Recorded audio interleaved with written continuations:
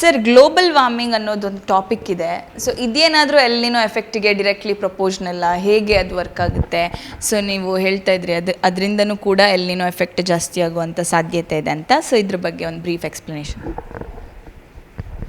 ಅದು ಜಾಗತಿಕ ಮಟ್ಟದಲ್ಲಿ ತಾಪಮಾನ ಏರಿಕೆ ಆಗ್ತಾಯಿದೆ. ಈಗ ಸುಮಾರು ಸರಾಸರಿ 1.5 ಡಿಗ್ರಿ ಸೆಲ್ಸಿಯಸ್ಸು ಜಾಗತಿಕ ಮಟ್ಟದಲ್ಲಿ ಉಷ್ಣಾಂಶ ಏರಿಕೆಯಾಗಿದೆ.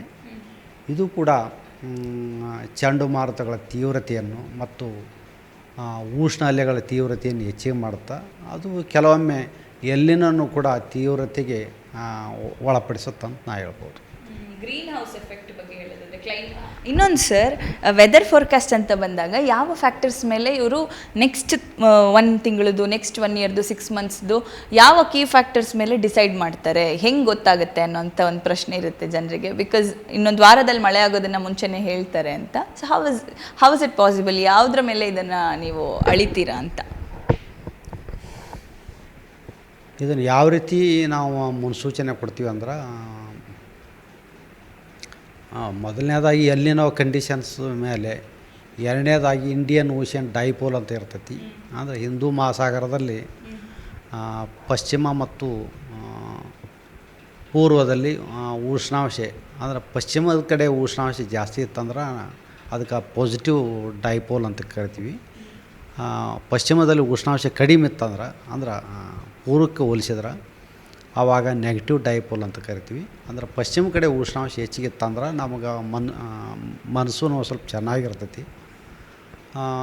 ಅದು ಅಲ್ಲದೆ MJO ಅಂತ ಮಧ್ಯಾಹ್ನ ಜೂಲಿಯನ್ ಆಸೋಲೇಷನ್ಸ್ ಅಂತ ಇರ್ತೈತಿ. ಇದು 30 to 30 ದಿವಸದಿಂದ ಒಂದು 50 ದಿವಸ ತನಕ ಇದು ಒಂದು ಇಡೀ ಭೂಮಿಯನ್ನು ಸುತ್ತಾಗ್ತಿರ್ತೈತಿ. ಇದು ಒಂದು ಅಲೆ.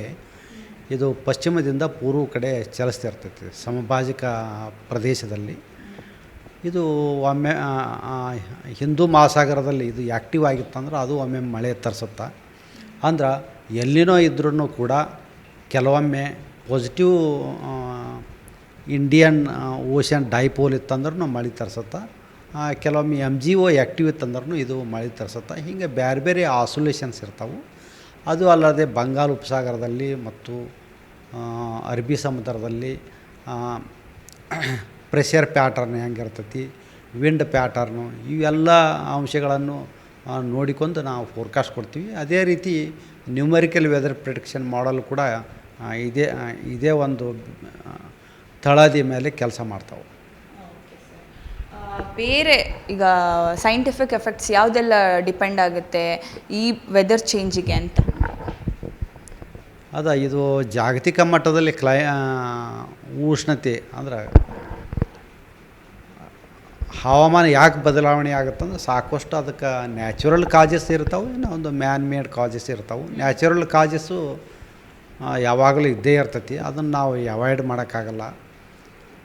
ಈಗ ಫಾರ್ ಎಕ್ಸಾಂಪಲ್ ಹೇಳ್ಬೇಕಂದ್ರೆ ಸೋಲಾರ್ ಸೈಕಲ್ಸ್ ಅಂತ ಕರಿತೀವಿ ನಾವು, 11 ವರ್ಷಕ್ಕೊಮ್ಮೆ ಬರುವಂಥದ್ದು. ಹಿಂಗೆ ಬೇರೆ ಬೇರೆ ಇರ್ತೈತಿ. ಅಂದರೆ ಜಿಯಾಲಜಿಕಲ್ ಕಾರಣ, ಹಿಂಗೆ ಬೇರೆ ಬೇರೆ ಕಾರಣಗಳಿರ್ತಾವೆ. ಆದರೆ ಮ್ಯಾನ್ ಮೇಡ್ ಕಾಜಸ್ ಅದ್ರೊಳಗೆ ಗ್ರೀನ್ ಹೌಸ್ ಗ್ಯಾಸಸ್ ಅಂತ ಬರ್ತಾವೆ. ಗ್ರೀನ್ ಹೌಸ್ ಗ್ಯಾಸಸ್ ಅಂದ್ರೆ ಆಯಿಲು, ಪೆಟ್ರೋಲು ಮತ್ತು ನ್ಯಾಚುರಲ್ ಗ್ಯಾಸು, ಅಂದರೆ ಫೊಸೈಲ್ ಫ್ಯೂಯಲ್ಸ್ ನಾವು ಉಪಯೋಗ ಮಾಡಕತ್ತಿದ ಮೇಲೆ ವಾತಾವರಣದಲ್ಲಿ ಜಾಸ್ತಿ carbon dioxide, carbon monoxide, nitrous oxide ಬಿಡುಗಡೆ ಆಗುತ್ತೆ. ಮತ್ತು ಜಾಸ್ತಿ ಭತ್ತ ಬೆಳೆಯೋದ್ರಿಂದ ಎಷ್ಟೋ ಕಾರ್ಬನ್ ಮೊನಾಕ್ಸೈಡು ಕೂಡ ವಾತಾವರಣದಲ್ಲಿ ಸೇರಿಕೊಳ್ತೈತಿ. ಇವೆಲ್ಲ ಏನು ಮಾಡ್ತಾವಂದ್ರೆ ಇವು ಬ್ಲ್ಯಾಂಕೆಟ್ ಥರ ಕೆಲಸ ಮಾಡ್ತಾವೆ.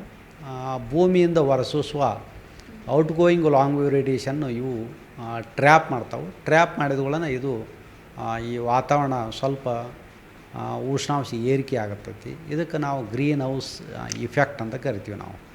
ಈ ಗ್ರೀನ್ ಹೌಸ್ ಗ್ಯಾಸಸ್ ಹೆಚ್ಚಿಗೆ ಆದಂಗೆಲ್ಲ ಇವು ಉಷ್ಣತೆ ಏರಿಕೆ ಆಕ್ಕೊಂತ ಹೋಗುತ್ತೈತಿ. ಇನ್ನು ಒಂದು ಡಿಫಾರೆಸ್ಟೇಷನ್, ಅರಣ್ಯಗಳ ಕಡಿಮೆ ಆಗ್ತಾಯಿದೆ. ಹಿಂಗಾಗಿ ಜನಸಂಖ್ಯೆ ಹೆಚ್ಚಿಗೆ ಆಗೋದ್ರಿಂದ ಅರಣ್ಯಗಳು ಕೂಡ ನಾಶ ಆಗ್ತಾ ಇದಾವೆ. ಅಂದ್ರೆ ಇವು ಅರಣ್ಯಗಳಿತ್ತಂದ್ರೆ ಹೆಚ್ಚು ಕಾರ್ಬನ್ ಡೈಆಕ್ಸೈಡ್ ಹೀರಿಕೊಂಡು ಅದು ಒಂದು ಸಮತೋಲನ ತರ್ತಿತ್ತು. ಆದರೆ ಇವು ಟ್ರೀಸು ಕಡಿಮೆ ಆಗಿರೋದ್ರಿಂದ ಈ ಸಮತೋಲನ ಕೆಲವೊಮ್ಮೆ ತಪ್ಪೋ ಸಾಧ್ಯತೆಗಳಿರ್ತಾವೆ. ಹಿಂಗಾಗಿ ಉಷ್ಣತೆ ಏರಿಕೆ ಆಗಿದೆ. ಹಿಂಗೆ ಜಾಗತಿಕ ಮಟ್ಟದಲ್ಲಿ ಉಷ್ಣತೆ ಏರಿಕೆ ಆಗಿರೋದ್ರಿಂದ ಬೇರೆ ಬೇರೆ ಪರಿಣಾಮಗಳು ಉಂಟಾಗ್ತಾವೆ. ಒಂದೊಂದು ಉಷ್ಣತೆ ಹೆಚ್ಚಿಗೆ ಆದವುಗಳನ್ನ ಉತ್ತರ ಧ್ರುವ ಮತ್ತು ದಕ್ಷಿಣ ಧ್ರುವದಲ್ಲಿರುವ ಹಿಮಗಡ್ಡೆಗಳೇ ಕರಗಬಹುದು. ಹಿಮಾಲಯ ಪರ್ವತದಲ್ಲಿ ಹಿಮಗಡ್ಡೆಗಳು ಕರಗಬಹುದು. ಇದರಿಂದ ಪರ್ವತ ಶ್ರೇಣಿಯಲ್ಲಿರುವ ಹಳ್ಳಿಗಳಿಗೆ ಮತ್ತು ನದಿಗಳು ಬೇಗ ಒಮ್ಮೊಮ್ಮೆ ತುಂಬಿ ಹರಿಬೋದು, ಪ್ರವಾಹಗಳಾಗಬಹುದು.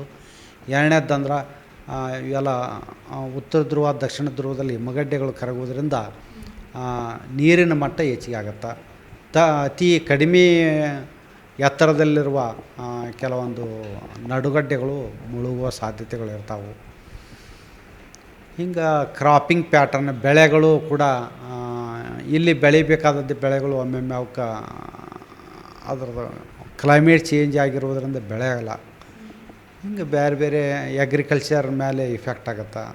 ಮತ್ತು ಕರಾವಳಿಯಲ್ಲಿ ನೀರಿನ ಮಟ್ಟ ಹೆಚ್ಚಿಗೆ ಆಗೋದ್ರಿಂದ ಎಷ್ಟೋ ಕರಾವಳಿಯ ಪ್ರದೇಶಗಳು ಮುಳುಗುವ ಸಾಧ್ಯತೆಗಳು ಇರ್ತಾವೆ. ಹಿಂಗೆ ಈ ಜಾಗತಿಕ ತಾಪಮಾನದಿಂದ ಸಾಕಷ್ಟು ಪರಿಣಾಮ ಇದೆ.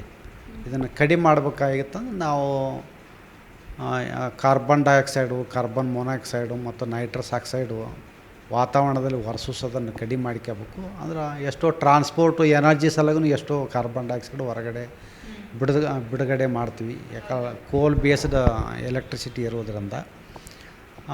ಇದಕ್ಕೆ ಪರ್ಯಾಯ ಒಂದು ಉಪಾಯ ಅಂದ್ರೆ ಹೆಚ್ಚು ನಾವು ಸೋಲಾರ್ ಎನರ್ಜಿ ಉಪಯೋಗ ಮಾಡಿಕೊಳ್ಬೋದು, ವಿಂಡ್ ಎನರ್ಜಿ. ಇದಕ್ಕೆ ಶಿಫ್ಟ್ ಮಾಡಿಕೊಳ್ಳೋದ್ರಿಂದ ಇದರ ಇಂಪ್ಯಾಕ್ಟ್ ಕಡಿಮೆ ಮಾಡ್ಕೋಬೋದು. ಅಂದರೆ ಎಲ್ಲವೂ ಕೂಡ ಮನುಷ್ಯನ ಕೈಯಲ್ಲೇ ಇದೆ. ಒಂದು ಉಳಿಸ್ಕೊಳ್ಳೋದು, ಒಂದು ಹಾಳು ಮಾಡ್ಕೊಳ್ಳೋದು. ಮೇಯ್ನ್ ರೀಸನ್ನು, ಮೇಯ್ನ್ ಏನು ಎಲ್ಲವೂ ಕೂಡ ನಮ್ಮ ಆ್ಯಕ್ಟಿವಿಟೀಸಲ್ಲೇ ಇದೆ ಅಂತೇಳಿ ಹೇಳೋದು. ಹೌದು. ಕೆಲವೊಂದು ನಮ್ಮ ಕೈಯಲ್ಲೇ ಅದಾವೆ, ಕೆಲವೊಂದು ನ್ಯಾಚುರಲ್ ಕಾಜಸ್ ನಮ್ಮ ಕೈಯಲ್ಲೇ.